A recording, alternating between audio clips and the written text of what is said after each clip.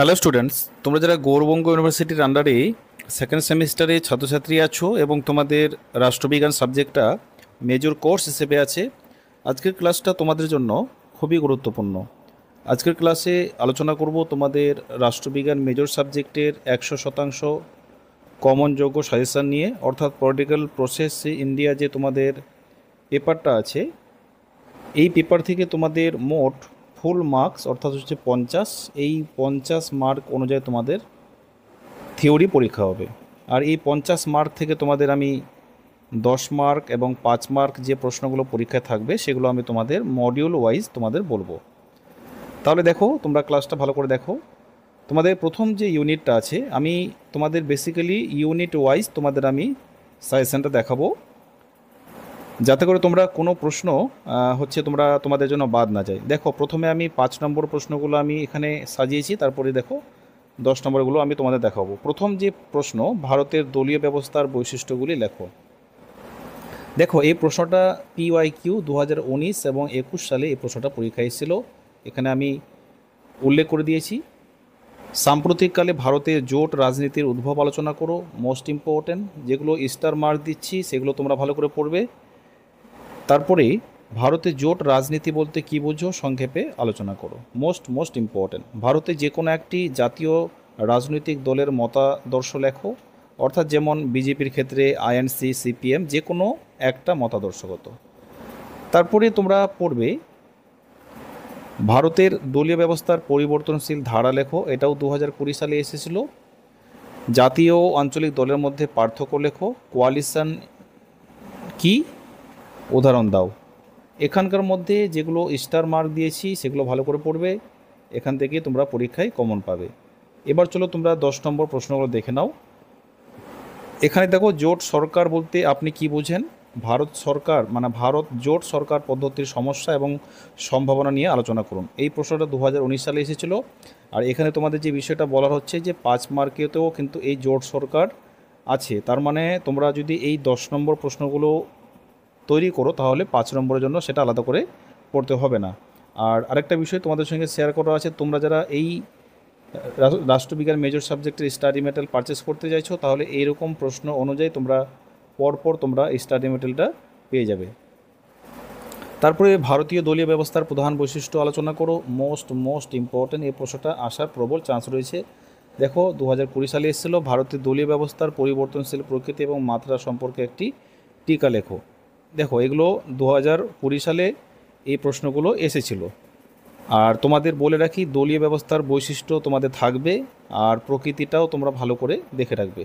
Coalition গভর্নমেন্টের সংজ্ঞা দাও, ভারতে কোয়ালিশন গভর্নমেন্টের সমস্যা এবং সম্ভাবনা আলোচনা করো। এটা আমি তোমাদের এটাও ইম্পর্টেন্ট দিচ্ছি, এই 4টে পড়লে তোমরা যে কোনো একটা পরীক্ষায় কিন্তু কমন পেয়ে যাবে। এরপরে ইউনিট 2 থেকে প্রথমে 5 মার্ক, ভোট দানের নির্ধারক হিসেবে শ্রেণী আচরণ সম্পর্কে লেখো, শ্রেণী এবং বর্ণের মধ্যে পার্থক্য আলোচনা করো। এই দুটো 5 মার্কের জন্য। আর 10 মার্কের জন্য একটা আছে, ভারতের লিঙ্গ এবং রাজনীতির মধ্যে সম্পর্ক নির্দেশ করো। লিঙ্গ এবং রাজনীতি, আর এখানে 5 মার্কের শ্রেণী, বর্ণ আর ভোটদানের নির্ধারক। তারপরে 3 নম্বর যে ইউনিটটা আঞ্চলিক আকাঙ্ক্ষা, এখান থেকে তোমরা সেপারেটিস্ট মুভমেন্ট অর্থাৎ যেটাকে বলা হয় বিচ্ছিন্নতাবাদী আন্দোলন বলতে কী বোঝো, মোস্ট ইম্পর্ট্যান্ট, ভারতের প্রেক্ষিতে ব্যাখ্যা করো। এই প্রশ্নটাও প্রিভিয়াস ইয়ারে এসেছিলো। আঞ্চলিক আকাঙ্ক্ষা কি, ভারতীয় রাজনীতিতে এর গুরুত্ব আলোচনা করো। কেন্দ্র রাজ্য সম্পর্ক ও আত্মনিয়ন্ত্রণের দাবি সম্পর্কে লেখো।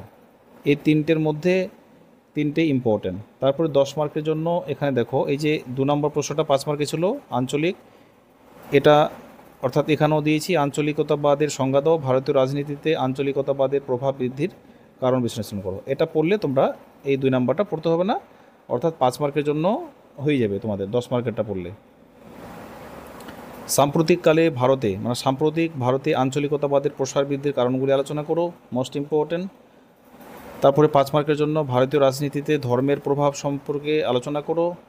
সংখ্যালঘু বা সংখ্যাগরিষ্ঠ বলতে কী বুঝো, উভয়ের মধ্যে পার্থক্য লেখো। ধর্মনিরপেক্ষতার বিতর্কের একটি সংক্ষিপ্ত টিকা লেখো।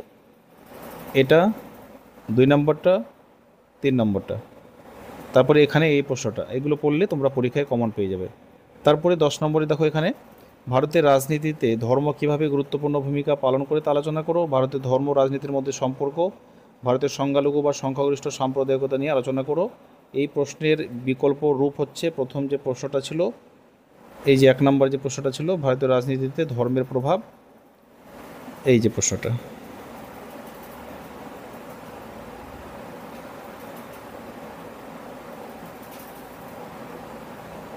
এই প্রশ্নটা। তারপরে ইউনিট 4 থেকে তোমরা পড়বে ধর্ম কীভাবে ভারতের রাজনীতিকে প্রভাবিত করে আলোচনা করো, ভেরি ইম্পর্টেন্ট। ভারতের সাম্প্রদায়িকতা, সংখ্যালঘু এবং সংখ্যাগরিষ্ঠের মধ্যে বিতর্ক বিশ্লেষণ করো।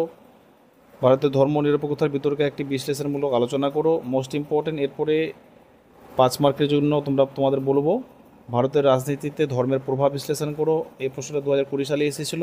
সংখ্যালঘু সংখ্যাগরিষ্ঠ বলতে কী বোঝো, সংক্ষিপ্তভাবে তুলনা করো। এইগুলো 10 মার্কেতেও আছে, 10 মার্কেগুলো পড়লে 5 মার্কে তোমাদের পড়তে হবে না। তারপরে ধর্ম নিরপেক্ষতা নিয়ে ভারতের রাজনীতির বিতর্কের সম্পর্কে সংক্ষিপ্ত টিকা লেখো। এরপরে ইউনিট 5, এখানে কি আছে, কাস্ট অ্যান্ড পলিটিক্স, ভারতীয় রাজনীতিতে জাতপাতের ভূমিকা আলোচনা করো। 2019 এবং 22 সালে প্রশ্নটা এসেছিল, মাথায় রাখবে এই প্রশ্নটা ইম্পর্টেন্ট। ভারতে জাতপাতের রাজনীতির মূল বৈশিষ্ট্যগুলি সংক্ষেপে আলোচনা করো, মোস্ট ইম্পর্টেন্ট। তোমার মতে ভারতীয় রাষ্ট্র দলিতদের মূল ধারায় অন্তর্ভুক্ত করতে কতটা সফল হয়েছে আলোচনা করো। এই 10 নম্বরের মধ্যে 3টি পড়লেই একটা তোমরা পরীক্ষায় কমন পাবে। 5 নম্বরের জন্য শ্রেণী এবং বর্ণের মধ্যে পার্থক্য লেখো, জাতিভেদ এবং রাজনৈতিক ক্ষমতা লাভের মধ্যে সম্পর্ক লেখো। তারপরে 6 নম্বর যে ইউনিটটা আছে, এখানে দেখো 10 নম্বরগুলো আগে দেখাচ্ছি।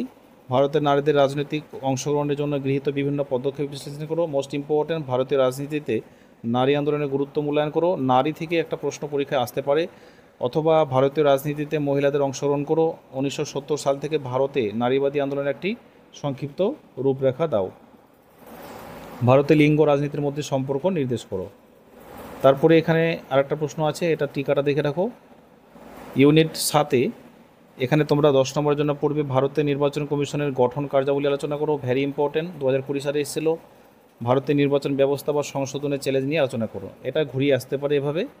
তারপরে 5 নম্বর মুখ্য নির্বাচন কমিশনকে তার ভূমিকা লেখো। ভারতের নির্বাচন কমিশনের ভূমিকা সম্পর্কে সংক্ষিপ্ত আলোচনা করো। রাজনৈতিক দল ত্যাগ আইন সম্পর্কে সংক্ষিপ্ত আলোচনা করো। তো তোমাদের এই ছিল সাজেশন। এই সাজেশন অনুযায়ী তোমরা পড়লে পরীক্ষায় 100% কমন পাবে। আর এই প্রশ্নগুলো একটাও কিন্তু তোমরা বাদ দেবে না।